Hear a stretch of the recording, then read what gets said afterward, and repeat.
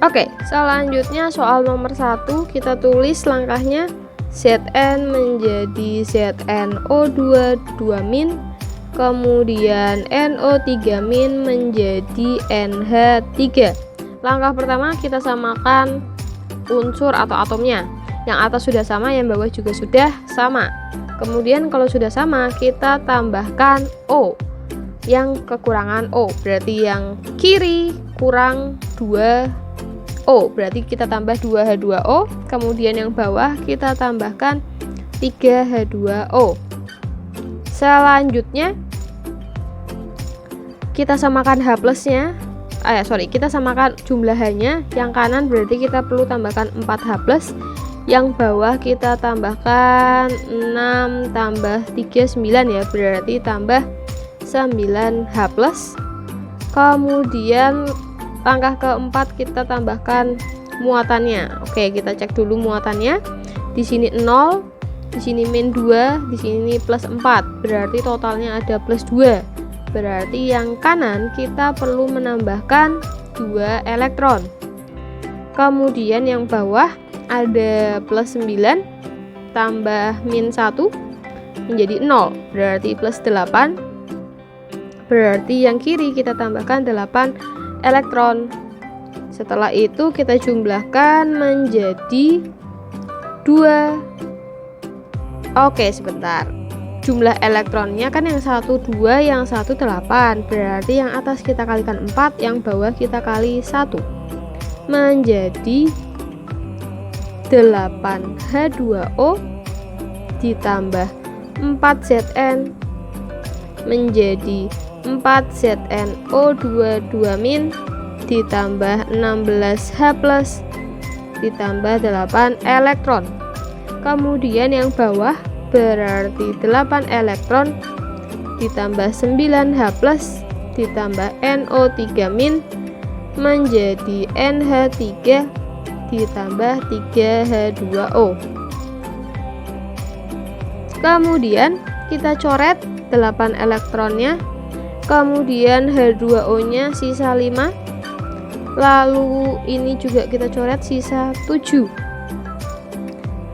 Berarti kalau kita gabungkan menjadi 5H2O ditambah 4Zn ditambah NO3- menjadi 4ZnO2 2- ditambah NH3 ditambah 7H plus.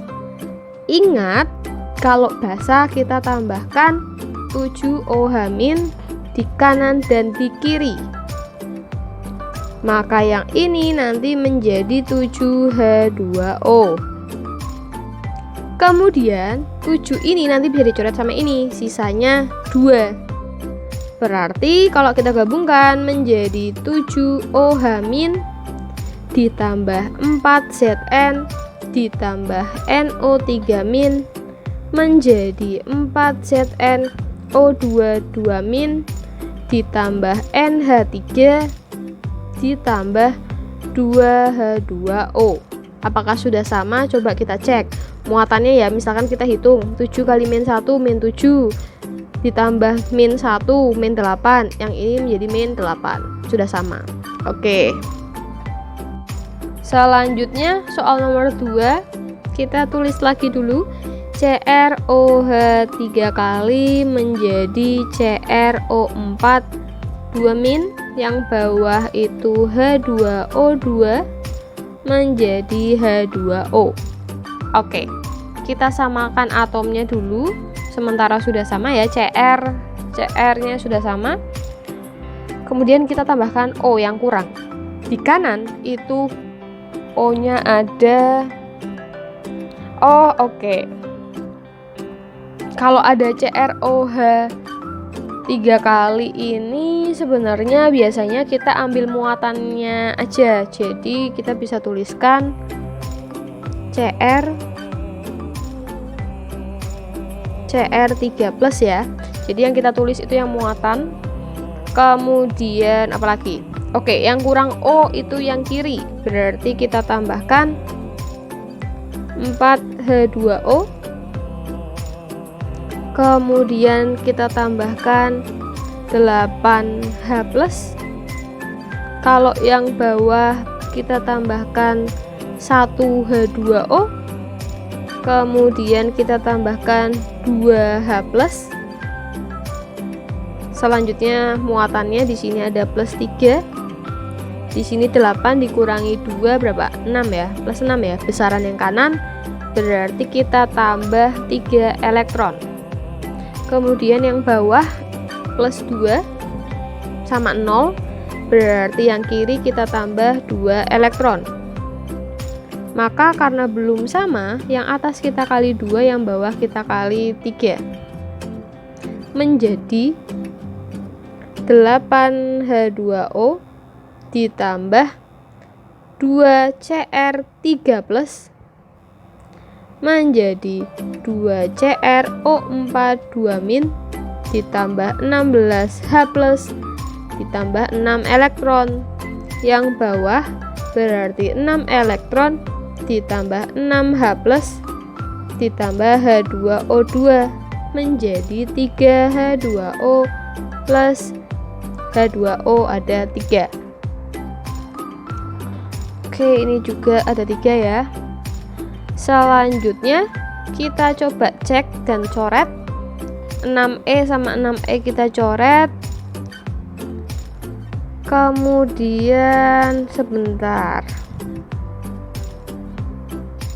Oke, ini berarti total ada 6H2O, di sini 8 ya. Berarti sisa 2. Kemudian 6H+ sama ini sisa 10. Maka sisanya adalah 2H2O ditambah 2Cr3+ ditambah 3H2O2 menjadi 2CrO4 2- ditambah 10H+. Ingat, karena ini basah, kita perlu tambahkan 10OH- di kanan dan di kiri. Kemudian yang ini nanti menjadi 10H2O. Ini bisa kita coret dengan ini, sisanya 8. Berarti nanti menjadi 10OH- plus 2Cr3+ ditambah 3H2O2 menjadi 2CrO4 2- plus 8H2O. Selanjutnya ini sama ini bisa kita gabungkan. Ini kan CR-nya 6, muatannya 6. Berarti nanti kita ambil 6 OH- menjadi 2CrOH 3 kali. Bener ya? Plus sisanya berarti 4 OH- plus 3H2O2 menjadi 2CrO4 2- plus H2O. Selanjutnya untuk soal nomor 2, di sini ada E0 sel ya masing-masing. Yang kecil kita tulis bahwa itu adalah reaksi oksidasi, kalau yang besar itu berarti reduksi. Berarti dari 2 ini yang kecil itu adalah yang ini. Jadi ini adalah oksidasi, sedangkan yang besar itu adalah reduksi. Nah, untuk menjawab soal nomor 1 itu yang ditanyakan adalah potensial sel atau E0 selnya. E0 sel memiliki rumus adalah E0, gini ya, sebentar. E0 sel ya yang ditanya, potensial sel sama dengan E0 reduksi dikurangi E0 oksidasi. Atau yang ini berarti E0 yang nilainya lebih besar dikurangi E0 yang lebih kecil.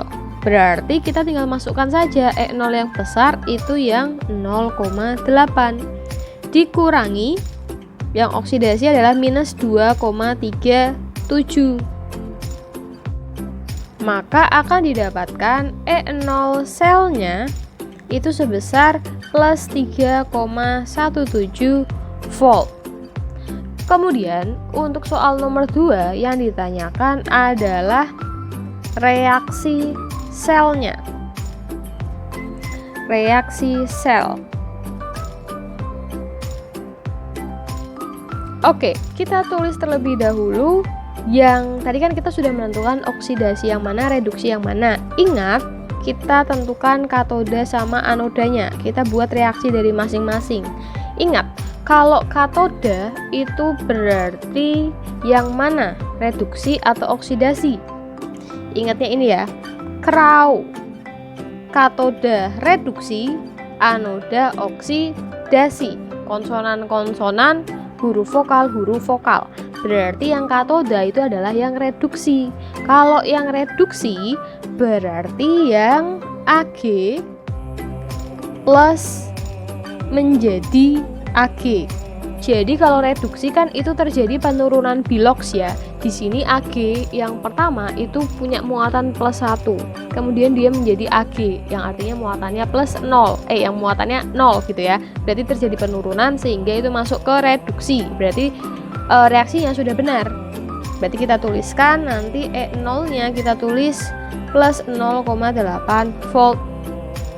Selanjutnya yang anoda ini kan berarti reaksinya oksidasi. Kalau yang di reaksi di atas itu dia reaksi reduksi, berarti harus kita balik menjadi Mg2 plus 2 elektron. Dengan E0 karena tadi sudah dibalik berarti jadi positif 2,37 volt. Maka ketika dijumlahkan atau digabungkan akan membentuk reaksi sel. Oke, sebentar. Ini belum sama ya muatannya. Berarti kita kali 2, yang bawah kita kali 1. Maka nanti 2 elektronnya kita tulis. Kemudian reaksi selnya adalah 2 Ag plus ditambah Mg menjadi 2 Ag plus Mg2 plus dengan E0 nya tetap walaupun sudah dikali 2 ya, menjadi plus 3,17 volt. Selanjutnya yang C yang ditanyakan adalah notasi sel. Notasi sel itu memiliki bentuk oksidasi baru reduksi. Berarti tadi yang oksidasi adalah yang Mg. Berarti kita tulis Mg, kemudian oksidasi itu berarti Mg menjadi Mg2 plus ya. Dari 0 menjadi 2 plus itu kan naik, berarti oksidasi. Kemudian reduksinya berarti dari Ag plus menjadi Ag. Nah, ini adalah bentuk dari notasi selnya.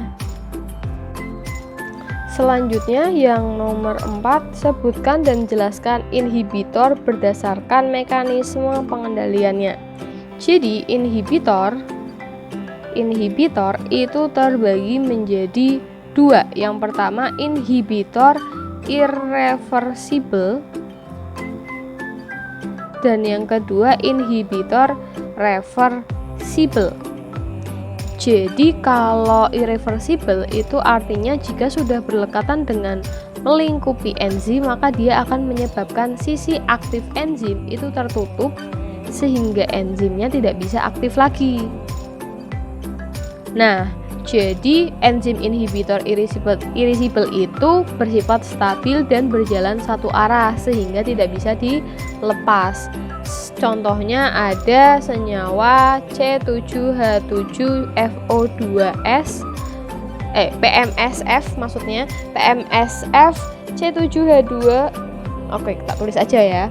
Contohnya itu PMSF C7H7FO2S. Kemudian kalau reversible itu artinya inhibitor yang berikatan dengan sisi aktif namun dapat dilepas karena kestabilannya yang rendah dan dia bersifat dua arah. Nah, reversible ini nanti dibagi menjadi inhibitor kompetitif sama non kompetitif. Kalau kompetitif itu artinya inhibitor yang bersaing dengan substrat tertentu untuk berikatan dengan sisi aktif enzim. Sedangkan non-kompetitif itu dimana tidak bersaing karena inhibitor yang satu ini itu berikatan dengan enzim tapi pada sisi enzim yang lain. Biasanya di koenzim atau di gugus prostetik. Selanjutnya, untuk soal nomor 5. Jadi dalam suatu sel elektrolisis larutan CuSO4, kita uraikan ya biar mudah. Cu2+ ditambah SO4 2-. Kemudian arus listriknya berarti I-nya itu adalah 1,5 ampere. Kemudian waktunya itu 2 jam. Kemudian yang ditentukan adalah massa tembaga gram dari Cu. Nah, untuk Cu sendiri itu punya AR sebesar 63,5. Oke. Jadi, rumus dari hukum Faraday yang akan kita gunakan itu sebenarnya berbagai macam.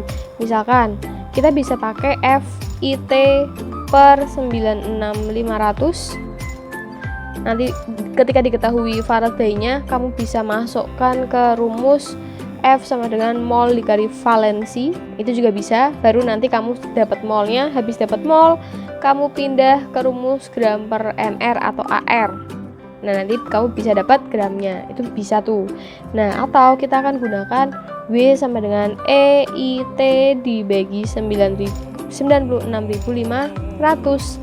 E-nya itu apa? E itu adalah massa ekivalen. Massa ekivalen itu rumusnya adalah AR per valensi. AR-nya adalah 63,5 dibagi valensi. Valensi dari Cu itu adalah 2. Berarti 63,5 dibagi 2. Hasilnya adalah 31,75 dikali 1,5 dikali 2 jam dijadiin second itu berarti berapa? 7.200 ya. 7.200 dibagi 96.500. Hasilnya berapa? Coba kita hitung. Dikali 1,5 dikali 7.200 dibagi 96.500. Hasilnya adalah 3,553 gram. Sekarang kita akan coba menggunakan rumus satunya. Barangkali berbeda, nanti kita bisa cross check lagi. Kita pakai rumus FIT per 96.500 menjadi I-nya adalah 1,5, T-nya adalah 7.200 dibagi 96.500. 1,5 dikali 7.200 dibagi 96.500. Hasilnya adalah 0,1119. Kemudian F itu punya rumus mol dikali valensi 0,112. Kita bulatkan ya ke atas, kali mol valensi dari Cu itu adalah 2. Berarti molnya adalah 0,112. Kita bagi 2. Hasilnya adalah 0,056. Habis itu rumus gram per mr atau per AR ya. Gramnya adalah kita mau cari gram, berarti nanti mol dikali AR. Molnya adalah 0,056, AR-nya adalah 63,5. Berarti hasilnya adalah 3,556 gram. Jadi bedanya hanya di pembulatan.